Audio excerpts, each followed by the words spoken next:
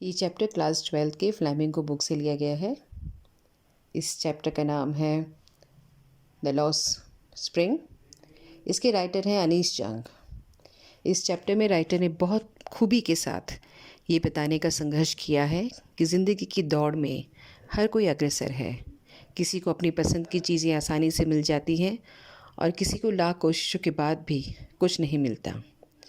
इस चैप्टर में राइटर ने ये बताया है कि मुकेश और साहिब नाम के दो कैरेक्टर जो अलग अलग सिटी से बिलोंग करते हैं और अपनी इच्छाओं को मारते हुए ज़िंदगी के थपेड़ों को सहते हुए ज़िंदगी और परिवार को चलाने के लिए मन के विरुद्ध काम कर रहे हैं।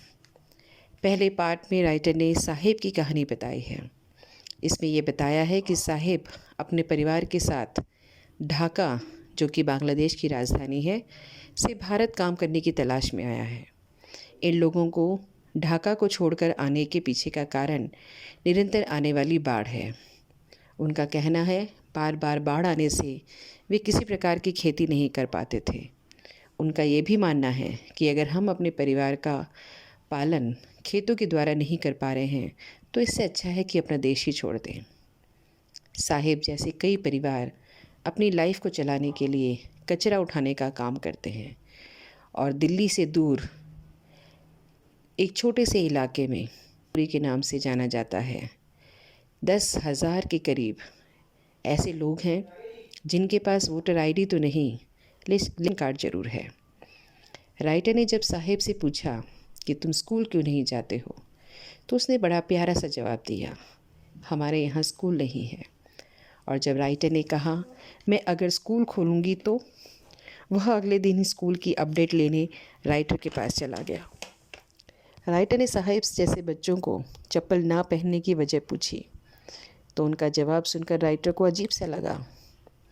एक ने कहा माँ ने ताक में रखा है, दूसरा इसे पहनने की आदत नहीं है और तीसरे ने जवाब दिया, जो कि दोनों पाँव के अलग अलग जूते पहने हुए था, कि हमारे यहाँ पे जूते पहनने की या चप्पल पहनने की परंपरा नहीं है। साहिब के पाँव में भी किसी रिच फैमिली के बेटे के द्वारा डिस्कार्डेड जूते थे जिसे पहन के वो बहुत खुश था। अब बात साहिब की है तो साहिब की इच्छा भी जाने। साहिब की इच्छा थी टेनिस खेलने की, जो कि उसकी पहुंच से बहुत दूर है, लेकिन उसकी किस्मत उसे वहां के गार्ड ने फ्री टाइम में खेलने की परमिशन दी। साहिब छोटे से पल में अपनी सारी खुशियों को बटोरना चाहता था। उसकी किस्मत अच्छी कि वहाँ के गेट कीपर ने, वहाँ के गार्ड ने उसे वो मौका भी दे दिया। राइटर का मानना है कि बच्चे अपने पेरेंट्स के काम में हाथ बटाते हैं, लेकिन मनोरंजन यानी एन्जॉयमेंट के लिए, क्योंकि कचरा उठाना बच्चों के लिए तो फ़न है लेकिन पेरेंट्स के लिए ज़िंदगी है, उनकी लिवलीहुड है। बच्चे को जब कचरे में कोई कॉइन मिलता है ना तो उनमें और खोजने की इच्छा आती है, लेकिन जब घर के बड़े ढूंढते हैं तो आज की ज़िंदगी का यानी उस दिन के भोजन के इंतज़ाम के लिए वो काम होता है। अंत में राइटर कहती है ये गरीब बच्चे अपने मन का कभी नहीं कर पाए।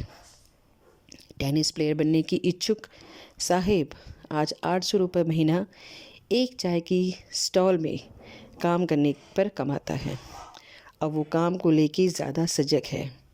कचरे की थैली उसकी थी जिसके फटने का उसे कोई गम न था, लेकिन आज हाथ में पकड़े हुए चाय की केतली बहुत ज़्यादा कीमती है। राइटर ने जब उससे नाम पूछा तो उसे शायद अपने नाम का मतलब ही नहीं पता। अगर मालूम होता कि उसके नाम का मतलब है लॉर्ड ऑफ यूनिवर्स। राइटर ने इस चैप्टर में बच्चे की एक चाह, बच्चे का एक उमंग, जोश कहीं पर दबे हुए पाया। लॉस्ट स्प्रिंग अपने आप में ही एक अर्थ देता है कि बचपन का खोना, यानी एक रिच फैमिली जो अपने बच्चों को पूरी खुशियाँ देती है, गरीब उसे कमाने के लिए दिन रात मेहनत करता है और शायद वो उन चीज़ों को कभी पूरा नहीं भी कर पाता।